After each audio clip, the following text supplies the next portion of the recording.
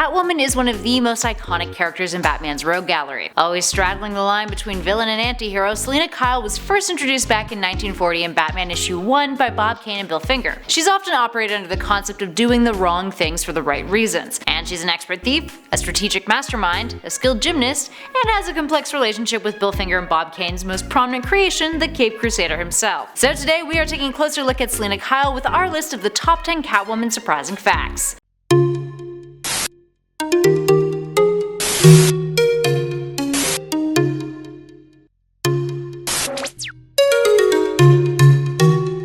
And at number 10, her creation. It's no secret that Bob Kane was a big movie fan, so much so that often his characters in Batman comics would be inspired by film stars or other iconic individuals who appeared in classical Hollywood cinema. Catwoman is no exception. She was inspired by Jean Harlow, who Kane noted that, at his then impressionable age, Harlow seemed to, I quote, personify feminine pulchritude at its most sensuous. In addition to that, Selina was also inspired by Bob Kane's cousin, Ruth Steele. Catwoman was created as a means of adding sex appeal to the Batman comics, and to give him a romantic interest in what they noted as his rather, I quote, sterile life, thus beginning the never-ending mental and emotional chess game between the two, with Batman always trying to reform her, and her trying to seduce him into joining her as her partner in crime. Kane saw cats as the antithesis of bats, and gave a pretty chauvinistic reasoning as to why, justifying that cats are cool and detached just like women.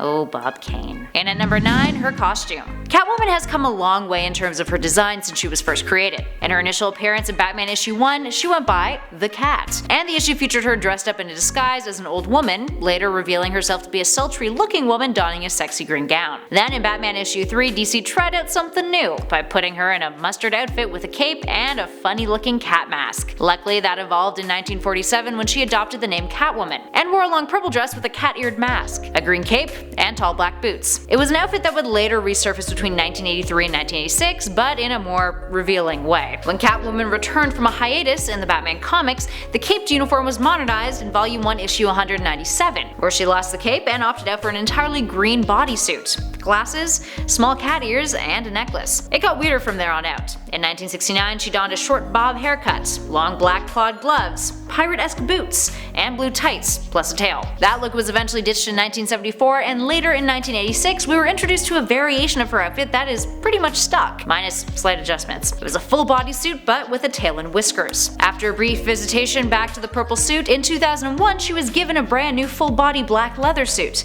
with the tail long gone, but the cowl remaining sans whiskers. This is the suit that she's had ever since, with slight variations of course. Moving on to number 8, her family. Catwoman's family ties have often been disputed. The pre-New 52 Catwoman's narratives provided a lot of circumstantial evidence that she may have been the biological daughter of Carmine and Luisa Falcone of the Falcone crime family, with her being smuggled into the USA from Italy into an underground adoption program in order to keep her alive. It's never actually been proven, but in Catwoman, When in Rome issue 6, Selina all but believes that to be true. Now in the New 52 Catwoman comics, volume 4, the character's family is explored yet again, this time revealing that she had a brother named Aiden who she was separated from, with the two being sent to different foster homes after their father was imprisoned. Years later, while working at the mayor's office, she would try to find files pertaining to Aiden in hopes of finding him, but that didn't end up being all too fruitful. And at number 7, flight attendant. Selina has had many an origin story retcon over the years, but back in Batman issue 62 by Bill Finger and Bob Kane, the character reveals an origin story in which she started out as a flight attendant. During a fight with Batman, Selina is hit on the head and has flashbacks to her previous life. Turns out that she was a flight attendant, and during one of her shifts, the plane she was on crashed, knocking her on the head and making her lose all of her memories. The head injury also motivated her to become a criminal, and to buy a catsuit. She also explains to Batman that her father used to own a pet store, hence why she has an obsession with cats, and that it was one of the only things she retained about her past through her amnesia. Now by the end of the story she retires as Catwoman, but obviously that didn't last long. This origin story would later be retconned into a story that would also be retconned. But all of her origin stories have always managed to have one thing in common: some sort of tie to Bruce Wayne's Batman. In at number 6, her sexuality. While Selina's relationship with Bruce is the most prominent one the character has had in the comics,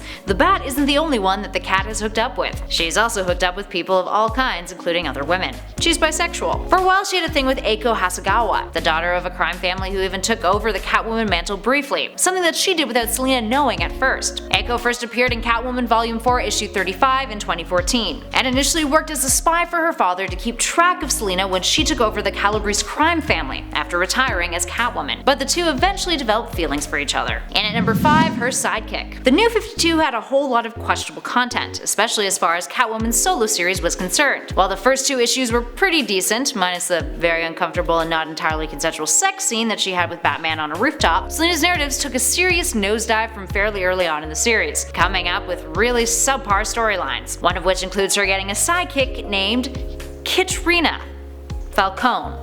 Get it? Like kitty? Anywho, Katrina was a member of the Falcone family that Selina saved, and then took under her wing. Or paw. Katrina was very much a clone of Robin, but likely she didn't stick around long, with Batman eventually putting us all out of her misery by offering to ship the girl off to a boarding school. And at number 4, The Rejected Movie. I'm sure the majority of you out there would like to forget that 2004 Catwoman movie, starring Academy Award winning actress Halle Berry. Turns out that there was another standalone Catwoman film that was in the works at one point that arguably would have been much better than that 2004 one. Screenwriter John August, who wrote Big Fish, had a pitch for a Catwoman movie back in 1998 that was rejected. It would have seen Michelle Pfeiffer reprise her role as Selina from Batman Returns. Initially, after Batman Returns, Warner Brothers wanted to produce a Selina Kyle solo film, but the movie fell into development hell for years before the Halle Berry one finally reared its ugly head into theaters. August had tweeted out about the rejection in contribution to a hashtag on Twitter that made the rounds in August of 2018 called #ShareYourRejections. He later elaborated that the movie was set in Gotham City on Halloween and involved an explosion that caused Catwoman to forget that she was ever Catwoman. Oh, what could have been. And at number 3, a Puddy cat. Selina has a crossover issue with none other than Tweety and Sylvester from the Looney Tunes. Yes, I'm serious, and Gail Simone wrote it, and it's everything you could have ever wanted it to be. Released in August of 2018, Sylvester falls from a portal in the sky,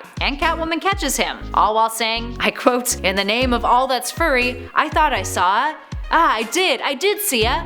Pussycat. You guys know the famous line. Naturally, Sylvester is trying to catch Tweety Bird, and Tweety realizes that he's gonna need some superhero help too, so he recruits Black Canary. The issue escalates into a full-blown war between cats and birds in Gotham, and it's pretty great. There was also a variant cover for the issue that featured the classic Looney Tune animation style of Sylvester and Tweety, along with Selina drawn up in the same way. And at number 2, Not a Murderer. Sort of. Back in Tom King's Catwoman run, Selina took the blame for the 237 people that her protege Holly Robinson had killed. She's also felt responsible for the death of others, like her friend Lola McIntyre from the New 52 run. But Selina herself has never actually killed an innocent person, believe it or not. It's one of the reasons why she's always contested as being a true villain, or simply just an anti-hero. Now, Selina was one of the only villains in the Golden Age who wasn't going around murdering people at will. Like, for example, the Joker had committed homicide in his very first appearance, and even Batman was guilty of accidentally killing a criminal, even though it was never explicitly stated. He kicked some people off of buildings, y'all. But in Batman issue 35, Selina gets a little homicidal, and traps the dynamic duo in catacombs,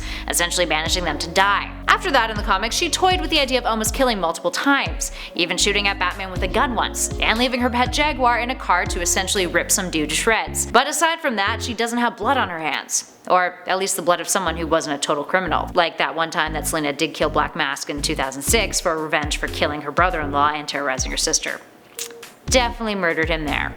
Just saying. And finally, in at number 1, the Comics Code Authority. Back in 1954, the Comics Code Authority was created. It was a censorship outlined by the Comics Magazine Association of America that enforced certain regulations on publishers concerning what kind of content they could print. It was primarily spawned by a series of Senate hearings and Frederick Wortham's book Seduction of the Innocent, which made a bunch of outlandish claims on how comics were ruining America's youth. Anywho, the code is the thing responsible for that long hiatus of Catwoman's. Now, between September of 1954 to November of 1966, Selina Kyle completely disappeared from DC's titles, since she was in violation of the code's restrictions on the portrayal of female characters. In addition to that, in many of the stories she appeared in, it seemed as if Batman was allowing her to escape, which he blatantly does in her very first appearance. This was in direct contradiction with the code, with Section General Standards Part A, which outlined that a criminal should always be punished for their misdeeds, and that they should never be presented or rendered as glamorous or to occupy a position which creates the desire for emulation. Now, her last issue before the hiatus was Detective Comics issue 211. Specifically the story The Jungle Cat Queen. And then she would return in over a decade later in not a Batman title, in 1966, but rather Lois Lane issue 70. Alright, there we have it, friends. Which of these facts surprised you the most? Give us a shout in those comments below and let us know your thoughts. Also, we're gonna start reading comments from other videos, so be sure to tune in next time to see what comments that we're gonna be discussing from this one. So leave your comments. If you're joining us here on Top 10 Nerd for the first time, click that subscribe button and hang out with us some more. We've also got a nifty little playlist currently flashing on your screen with a ton of other great facts listed about characters from not only DC, but from Marvel too. In the meantime though, thanks for tuning in guys. I'll catch you all in the next video.